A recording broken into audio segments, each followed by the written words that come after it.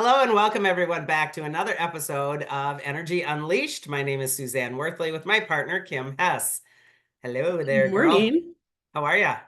I'm doing okay. Yeah, Oh, still hanging in there. yeah, Equinox, all the we're in that stuff. equinox time period for recording. Usually we get these up fairly quick. So, equinox we want to remind the listeners that they have if we say it's 21, 22 of the month, September, it's Mhm. typically like a week before and a week after. So we're still in that equinox time period for fall of 2024. And I highly suggest, if people choose, to do some work during this crazy time because this is like the most nutty September. Oftentimes we have a really crazy kick-ass Lionsgate in August, especially I do because I'm a Leo rising. And so that lion stuff really kicks me into high gear. But September's kind of usually a little bit rocky. But this is a lot this year. This is a lot, I right? think it's a lot of, well, it's definitely a lot of emotional stuff for me, but physical. I'm having just the weirdest physical reactions Yeah. to things, and it's different. I don't know what it It's is. And I think it's a combination of a lot of the bigger energies. I think it's wickedly a combination of the collective energies. And Mhm. when we are coming into something like this crazy ass political ending of sorts in November here, this is the time period when all of that colliding energy is happening. I'm this person, I'm that person, or for this person, party, party, whatever. Anger, anger, fighting, fighting, division, division. And when we're throwing that much into the collective and we've already got unstable energies, it's like sitting in a little teeny tiny boat in the middle of a storm in the ocean. It's just like throwing us everywhere. It's Yeah, crazy. And it is. so I feel like, oftentimes your body's going to react, Kim. Your body's going to go like, ah, and it's going to do anything and everything to hold on to something. Therefore, we hurt. yeah, it hurts. It's a lot of like joint, but my digestive system is just hit and miss. It's really just strange how I haven't had issues like that for a long time. And it feels different in that I'm reacting to foods differently. Yeah.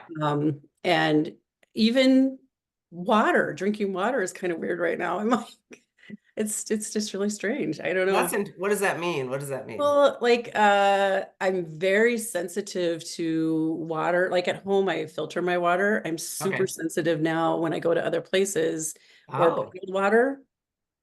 It just makes me want to kind of gag. And I don't know what's in it, but it just doesn't want to go down like water should go down. Like water should huh. be easy.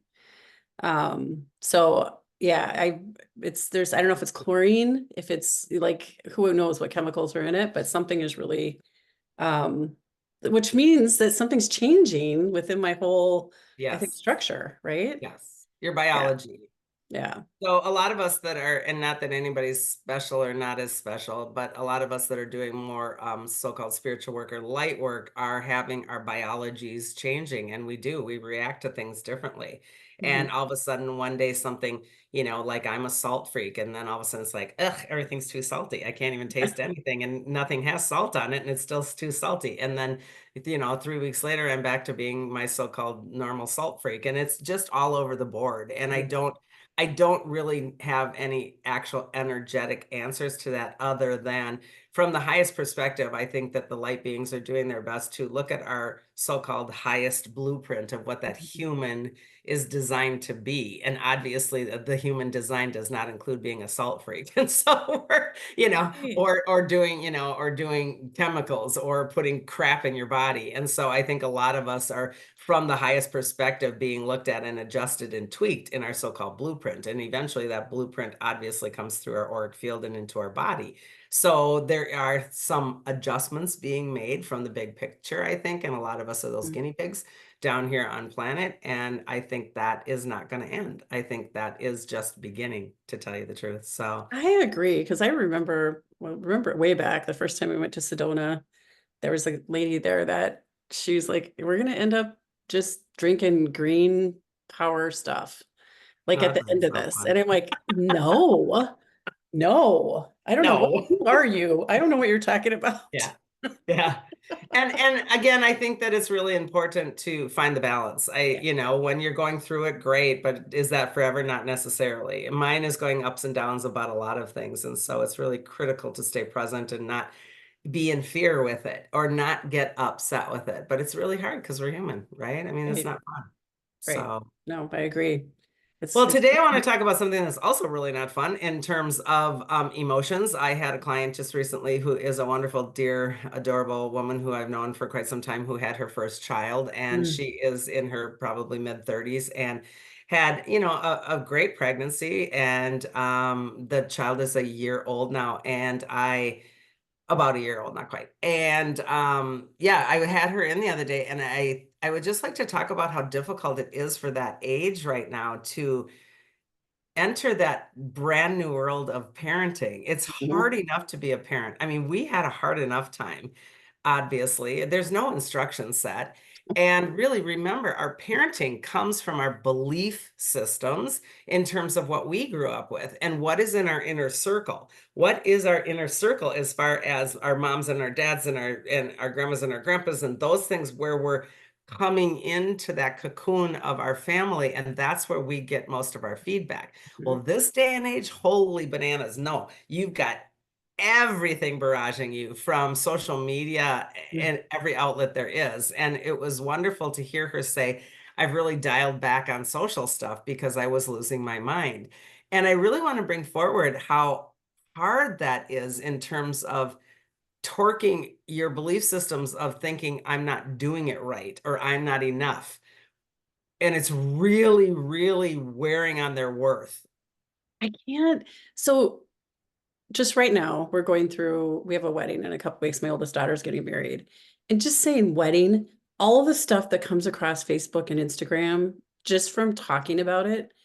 So if you're talking about your baby, you're living with your baby, can you imagine Oh, like because the how much algorithms? stuff is bombarding you on social media? Oh, yeah, yeah. You know what I mean? Because I didn't think about that, the algorithms. yeah, Yeah. like everything that comes through is about baby, Yeah. and you probably need this gadget and you should be doing this. They should be on there, I'm like, our kids should be dead looking at some of this because we weren't supposed to put them on their stomach. They're supposed to be on their back. We weren't Oh, supposed God to put forbid you them. laid a loose blanket over them with a crib with this much space in between the rails, I Yeah. mean, it's like, and I really, really do have some true sympathy, even though sympathy isn't the greatest thing to give anybody, but more so, I can't empathize because we didn't have that barrage. We Mm, didn't have that. And we already struggled with, holy crap, am I doing this right? One of the things is that feeling, and I really want to go back to those anchors of safe, worth, and enough that we talk about all the time, especially in Vibe Tribe.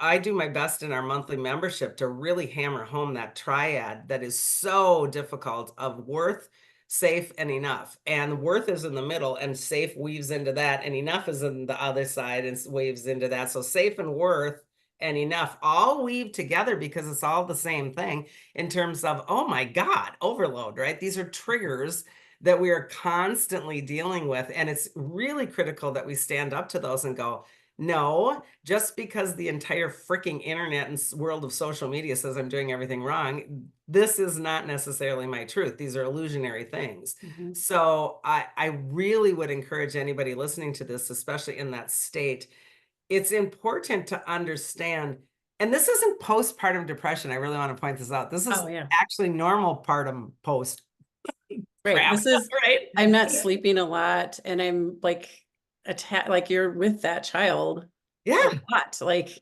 yeah. and It's just especially, I mean, if you're having your child in your 30s, early 40s, you're used to a lifestyle without children, good right? point. Like, and then that's even harder, I think, because I didn't know any different. I had children very young. Yep. So I didn't have that opportunity to go live the wildlife so much as, and go travel and do all the things. And now you're focused in on this beautiful little bundle of joy Yeah. that, oh my God, your life isn't your life anymore. It's And maybe it's not even the wildlife as much as it's the structure. I do mhm, this, I do this, I do this. What I thought was really cool about this gal, she did go back to work and she has only like a 3-day week right now, which is super. We talked yes. a lot about guilt. I remember having guilt. You know what my guilt was? I felt guilty because I really wanted to go back to work. I felt guilty because I loved being out and being my Mhm. normal self. And I felt guilty like I was supposed to be more missing the motherhood thing. So I felt backwards guilt. Yeah. And it's like, oh my gosh, am I the worst mom in the world? Because I did like being out, being an adult human. without Yeah. a child hanging on me. So Yeah. there's guilt on all sides of this, no matter what we do when we're going back to work. I think one of the coolest things that she brought forward, as did I, by the way, she kept a schedule. So even if her daughter is going to daycare on, let's say, Monday, okay, and she's going to daycare, this client still wakes up at the same time, drops the child at daycare, and does her day in that same way, meaning I'm still in the schedule of I'm up, I don't go back to bed, I don't stay in bed, that kind of a thing. So she makes it her day about her, which I think is really awesome. Keeping that same sort of a schedule, is really cool. So that was one of the things. I talked a lot about guilt with her, and there was a lot of guilt. There's a lot of shaming. There's a lot of families can shame, friends can shame, and Mhm. really tough enough when we have friends have babies at the same time too. There's competition, and it doesn't even have to be a good friend. It can be an outer ring friend, much less a good friend, or a neighbor or a family member. Lots of families will have babies at the same time. Our kids are having babies at the same time, so it's like, well, why aren't you doing it this way? Well, we do it this way. And so there's a lot of that competition, which is really, really difficult because, again, the way that we raise our kids comes from our belief systems of what we grew up with. And even as siblings, your perception of what you grew up with is completely different. Oh, totally. Within the family. Don't you It, ever one time go to your sister or so and say, where did you grow up? Whose family it were you was, in? and my sister is very funny about all those things because she remembers way more than I do. Like I'm like, I don't know what you're talking about. Right? I didn't remember that happening. I think my Whose perception family was were you in? this, you know? Yeah. I get that. So even amongst that competition, it's really important to say, okay, this is my choice. And not only that, I was working with a couple last night that is newly together and engaged, etc. And we were talking about the energetics of when you have children. It's really important to understand that I grew up like this, you grew up like this, and you smash those two together all of a sudden and Mhm. just assume it's all going to work. These are things that are really awesome to talk about and say, gosh, I grew up thinking this, and this. What Mhm. did you grow up with? So these are kinds of conversations that are really, I think, important to have with that person. Did you find that they're really set in some of their beliefs? Like there's no movement, like I believe this and this is how it's going to be kind of Not in behavior? this particular case, but 2 days before that, I was working with someone Mm, extreme rigid.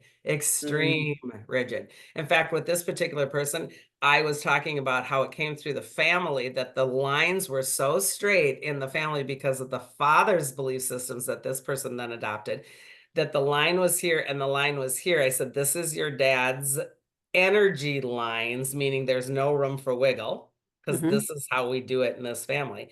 And then I simply put a line here and a line here, and I said, there's the box you've been putting yourself in your whole life. And the person's face was like, "Lunk," because we don't understand Oh, that that limits us, it does. Yeah, right? it does. Yeah, I think back to, I mean, it's just my experience growing up and watching people around me, like my age growing up. Families are so different. Like, you're Yes. in the neighborhood, you go to another house, and you're like, wow, I've never experienced that before, or that kind of behavior before, or yelling like that before, or, whatever it might be. And then you go to a family of 12 and you're like, oh my God, this is a free Yep. for all. You better grab your food while you can because there's not going to be anything left. Like, Yep. just totally different structures and different experiences. So when you look at parenting, like a family of 12 versus a family of, two, Yep. it's totally different. The beliefs are gonna be maybe similar, but what you can do at that time is gonna be different. And the couple that I had last night, she's basically a single child. Her only other sibling is way, way, way older, so she was raised almost as a single. And this gentleman came from five siblings, and Oh, so it's like, or yeah, a house of five maybe, and so yeah, it's like it's a big difference in how yeah. we parent and how we are parenting and the level of just noise, period. So the way that the body too, I'm going to jump back to this client, the way that the body too is going through the process is an additional thing that the woman is dealing with in Mhm. terms, especially if we're nursing, for example, and when our hormones are all over the place. And now I'm done nursing because maybe the milk isn't coming in the same anymore, and I'm just pulling back on the nursing amount or whatever. Now my hormones are going through craziness Oh, and yeah. my body's going through craziness. And then I have guilt for stopping, possibly, or I Mhm, have relief for stopping and I have guilt because I have relief. All of mhm, these things are going through the mind and the body at the same time. And it's just really a kind of a little twister tornado of emotional upheaval. And it's critical that we acknowledge those, especially to ourselves. And if we choose to, we can articulate it to the outside ring, whether it's family, friends, but especially partner. I'm losing my crap because I'm getting my body back. mhm. That's a big deal, right? It's hormones. I at every age, I think we women especially Yes. go through different periods of phases of hormones. And so being postmenopausal, and having struggles with thyroid and that kind of thing, it impacts every part of you. You Right. know, you could be brain fog, you could be really emotional, your body's changing in some way that you're like, no, don't do that. Let's go back. And so when you think about after a baby, all of the changes when you're getting your body back and you're trying to get back into your energy, it's hard to get back into your energy that you had before a baby, I think. And your physicality, because if you're having a baby a little bit older, you've had those years of I'm looking pretty hot, I'm looking pretty good, and Mhm. then you put on X amount of pounds and it doesn't come off so fast. Or you're that one that just drops it immediately, but now I'm a mom. Do I feel the same about my body? Those are really big things that are really important to communicate, especially with others. If Yeah. you can't do it with your partner, at least find a dear friend or maybe a parent, a mom or something that can understand, or a girlfriend, because this day and age, it's really difficult. We went through the age where we were in that bridge. Pregnancy dress, for example, for me was really fun. I loved being pregnant. I'm super tall and long in the middle. So, I mean, it was easy for me to be pregnant, but I Mhm. didn't wear the dorky, Princess Di outfits with the big Peter Pan collar and the tent. We didn't do that. But we also didn't wear the stretchy dress that was this tight and so that my bump could show. So Yeah. even that's evolved since us, Yeah. where Yeah. pregnancy became sexy, which is awesome. I think that's great. I Yeah. do. I But do. post-pregnancy weight is not awesome and sexy. No. And nobody talks about that. That is not a social media. Oh my God, I'm post-pregnant sexy. You're not. You're just sitting there going, okay, I lost my sexy bump. And now I'm just left with the rolls. And what do I do with that? And again, our female hit of sexiness and sensuality really takes a hit when we have that baby, because Mhm. now we feel like a milking machine. And then I've still got the husband or the partner in there and you're like, seriously, is everyone just going to suck me dry, literally? So I mean, it's a lot, right? So I think that social Yeah. media again is very difficult, and they really hype up the cool sexy pregnant person, but nobody talks about it post. It's Yeah. really I hard. I think also our medical system does not do us a service of really testing and understanding where we are hormonally post children and through our women, like our kind of adult life. The testing is very minimal that they do, Mhm. for those kinds of hormones. And especially like the things that changed for me were like iron and my B vitamins and some of those things. Now that I'm looking back, I realized that I did not have enough of some of those things for a period of time, because of how I felt and Yeah. the symptoms that I had. It would have helped to know that, hey, you were really stressing your body out because you didn't have everything you needed, Right. from a vitamin or, I'm not trying to push supplements by any means, but to know maybe your D vitamin is down. Yeah. And that's an energetic, like that makes you feel better to have enough, the right proper amount of vitamin D. So I don't think it's hard because you've got all of this emotional, physical, but I also just don't think we have it dialed in for women in general for all of those things. That's a really good point, because my mom is 91 and there's six of us kids. And she was a peanut when she was, in her early days, and gained weight throughout the pregnancies, obviously, and now is back to being a peanut at 90. Mhm, Um, yeah. but is struggling so hard at 90 years old because literally her body was used and abused from Mhm. childbirthing. You're correct. They didn't, and still don't, I believe, Mm. really pay attention to and put shed light on things like the iron. My mom is super iron deficient and has been her entire life. And I really do believe that most all of that is coming from those years and years of cranking out kids, I not to agree. mention it Mhm. really, really works a mess on your insides, Right.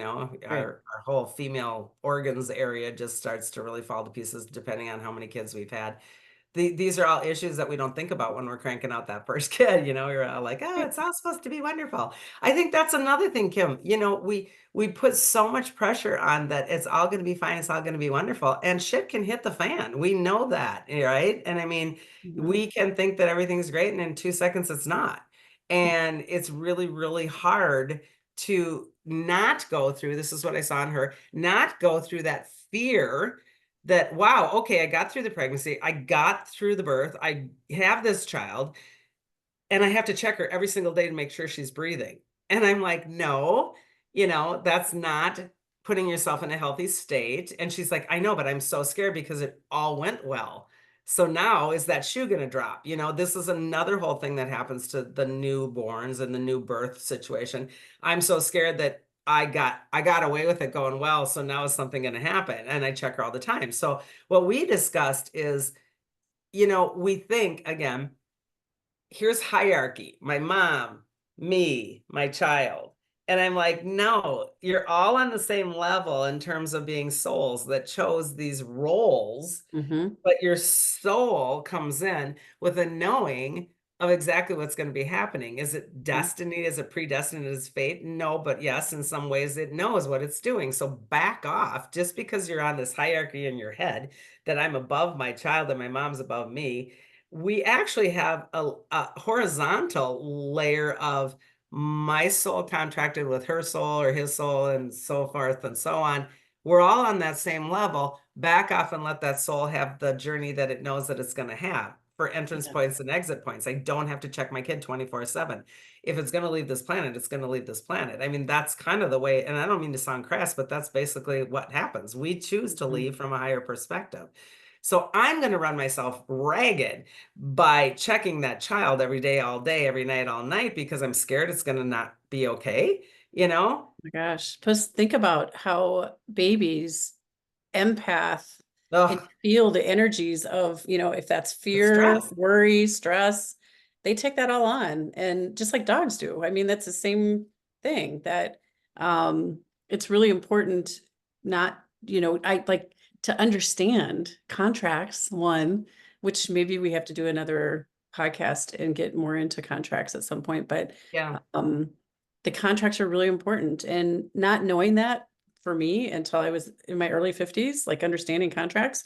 Yeah. I wish I would have known that when I had a baby. Like, Yeah. oh my gosh, this is so cool that they contracted to be with me. Or we Yes. decided together to be, associated together. It would make the relationship different. I It think, does. yeah. It does. And again, I'm not saying I'm cooler or better, but I was telling this gal who does know my oldest child, I said, when I had my oldest, I remember thinking I was a really bad mom because it wasn't that I wasn't connected lovingly and intimately with my child, but I knew with every ounce of my body that it was a borrowed energy. And Oh. I don't know how to say that differently. It was like Mm. I knew that I was only tasked with the cultivation and the holding the space for this being. There was no ownership. And many parents, in my opinion, Mhm. have ownership or feel they have ownership of a being. And how dare we do that? There's no way, right? I mean, that's Mm. just not even a thing. But Mm-mm. when we are thrown into these really competitive feelings of I have to be the better parent or I have to do it right or I have to do it perfect, there's becomes ownership. And these helicopter parent issues are all about control. Mhm. And I knew inherently from my very first child that is like, huh, I have you for a very limited time in terms of so-called holding that space. I thought I was terribly broken. I was so ashamed of myself for many, many years because my inner knowing knew that. And now I'm so grateful that my inner knowing knew that because like the day he went off to college, I'm like, see ya. I mean, there's nothing about it that wasn't normal, you know? So these are things to think about because our media tells us something different. Yeah. Our family tells us something different. Even our religions tell us something different as far as this is your life. No, it's your child's life and you're cultivating it in partnership. It's Yeah. different. I did That not makes sense. I did not know that as I Yeah. was raising my children. Not at all. Yeah. Yeah, I don't know that I was over like it was you have expectations that you definitely that I put on my children that were some were unreasonable, some were to keep them safe, I guess. Like you don't and to balance that out is really, really hard. Yep. Because there we do live in a society and a community and in the family. And I definitely mimicked my parents in some of the things that I pushed and some of the things that I expected of my children for sure. And Oh, and I I didn't I did understand the too. I mean, my contract. mom was a screamer. I was a screamer. I mean, don't get me wrong that I didn't play the 3D game. It wasn't Yeah, all lovely and wonderful. But what I'm talking about is this depth inside of me that knew that there was a separation and yet a unity. A separation of that isn't chattel. It's not yeah, mine. And right. it's really critical to understand that because we don't get to own something or somebody like that. No, It's no, not. as a parent to understand going into parenting, the whole contract piece of it, I just can't imagine how freeing that would be to be with that child. Like, Well, and the because funny part is I didn't even know this stuff. I mean, I was still 3D a corporate mom, just struggling to even survive. And yet I had an inner knowing, but I didn't have an outer knowing. So my outer expression wasn't always the inner knowing, but the right. inner knowing is, I think, what kept me sane. We have so many emotions that go through us at that post year, so many firsts, Mhm. and so many things that I have to and I can't and I should. I have to be there when he or she takes their first step. Oh my God, I'm the horrible parent because I was traveling, all of those things that we do are really, I think, kind of practice for how we do the rest of our lives. We do that when we lose somebody. Oh my God, I wasn't there at their bedside. Oh my God, I wasn't this and that and the other Mhm. thing. So these are patterns that we do in many, many different ways in our life. It's just not with the kid, but the kids are really, I think, a practice ground, right? I Mhm. mean, it's interesting how these Yeah, play you out. definitely like I grew as a person, like through that whole experience, like you said, all the different things that come up that you don't expect and what you have to be able to work through, and to love I mean, the love that you feel for a child is like different than I think Anything. all other love. I mean, it's really such an amazing experience to have a child, but to be aware of how we are together as souls in the Hmm. contract perspective, that would be amazing to know going into it. Yeah. I just think a different perspective from the beginning would Right. be Right. amazing. I've already said Yeah. amazing, but it would be. And for the mom, I think it's really critical. Even, I mean, the dads are just as important, don't get me wrong here, but the mom does take the hit, obviously, because of the Mm, biology. And it is so critical within that time period where she's at. I'm stopping nursing, I'm ramping up my me time, I'm doing all these things. And it's really critical, again, to stay off of all well, you don't stay off of social media. I can't tell anybody what to do, but monitor how much you believe, and mhm. all the things that you should be doing and have to do, and why aren't you, doing this, that, and the other thing. I had somebody once that was really, really all about training their baby, potty training their baby this way because that's the cool new thing to do. And it was like, what are you, you're jumping through a lot of hoops. Just let the kid learn how to pee, I mean, it Oh was a my lot. God.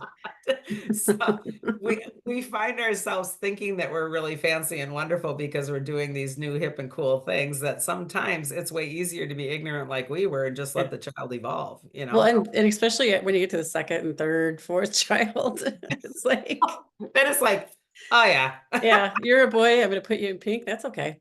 Yeah, yeah, yeah. Doesn't matter. Right? So again, that's a good point. Find some Mhm. humor in it. My Yeah. poor daughter was the number four, and after three boys, and it's like you're wearing GI Joe underwear. I don't care. I mean, that you don't have to have Barbie, And right? think about that, how silly that whole thing is. That's just dumb. I mean, Barbie and G.I. Joe is dumb in the first place. So Yeah. we do really silly things. Yeah. And it's important to watch your own level of energy. Watch your me time. Watch the cutting of cords, and that scares people. I don't want to cut cords for my baby. You want to cut the cords of the attachment, of the concern, of the worry. Your love cords are always going to be there. Mhm. Watch that stuff, and definitely watch how much you are empathing or listening to stuff online and or from others that are telling you what to do when it doesn't resonate as your Mhm. truth. It's very important to find your own space in this stuff. It's very important. And to also your thought patterns, because when you find yourself going down that negative, oh my gosh, that worry, your thought patterns can get on that gerbil wheel that Yep, it's like realize that you're doing that with yourself and figure out a way to work through that, like you said, by exactly. letting it go. Yeah. Really important. Yeah. Hmm. So anyway, wish them all luck. I mean, what a beautiful time and what a horrible time it can be all at the same time, because that's parenting. It is parenting. Yeah. It's Welcome to the next 20 some years of your life. it's amazing. And then you look at them as adults. I love my children as adults. Yeah. I think that they're wonderful people. And That's um, one more little thing before we go. That is one thing, Kim, that people are like so like, oh, I love this age. I don't want them to grow up. And we that have them as adults right now, there's a million of those moments. yeah, There's a million of those age yeah, moments. There couldn't be anything cuter than a 2-year-old. Yeah, there could. There could be an 8-year-old. I mean, it just keeps going. it does. It does. And it's Yeah. just that's joy. Yeah, I'm in it. it truly is. Thank God there's some of that going around. Right? Not easy Well, right and now again, to take it if it in, that's for resonates, sure. we're not telling you how to parent by any way, shape, or Mhm. form, and just sharing with some of the struggles that I see as a practitioner. And like I said, we share these on Energy Unleashed because everybody can learn from one another. And some things might make sense to you, and some things you might not care at all, and that's fine too. Mhm. So make it your own. And on behalf of Kim and I, maybe hit share, like, subscribe, and maybe leave us a comment once in a while. That would be cool too. So we're here for you. Until Yeah. next time, Cosmic Hugs. Bye.